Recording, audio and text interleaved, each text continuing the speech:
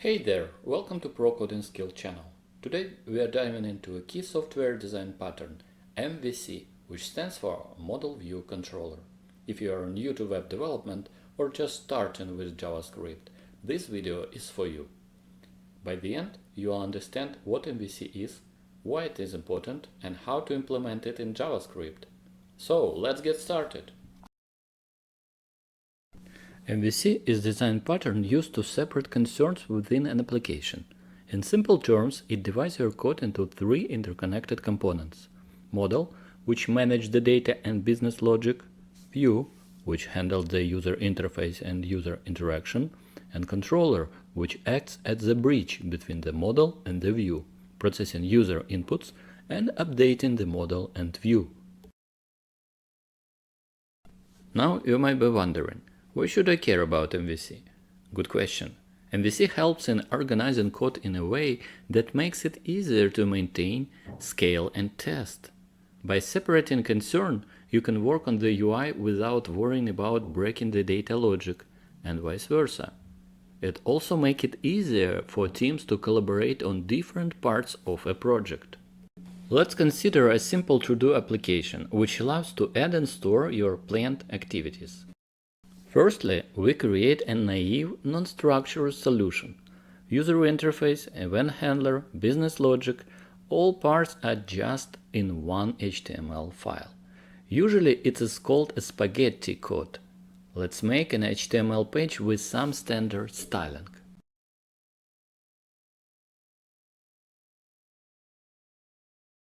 It contains a header, to-do list container, input element, and add task button.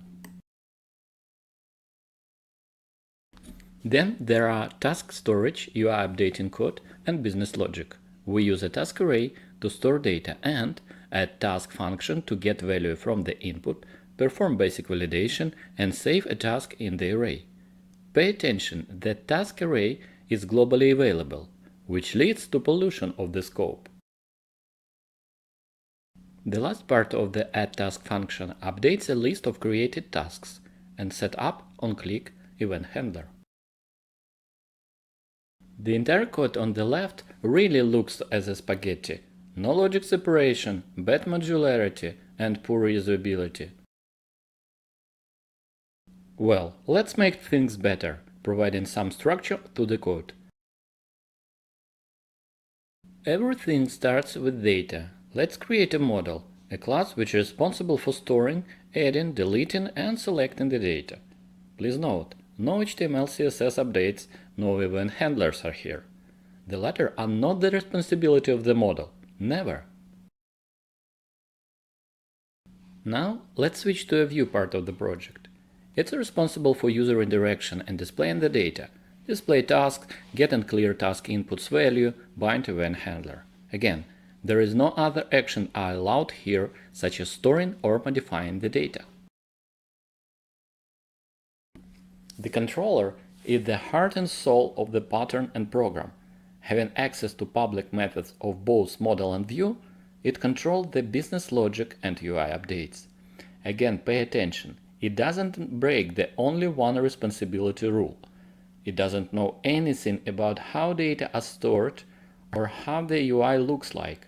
It just triggers appropriate actions, run view to display tasks, or bind the event handler.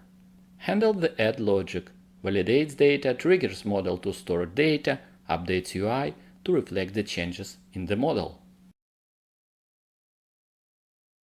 The last so-called outer main module just initializes the basic parts of MVC, model and view, and pass them to the controller constructor. So the main also has only one responsibility. It doesn't know any details of the MVC. It only knows how to launch all the parts. The HTML file is clean now. All JS code is removed except a link to main.js. Now let's look at the to-do example in action.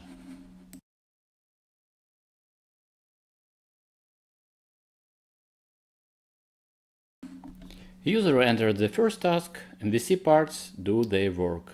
Every part does only one thing based on one responsibility.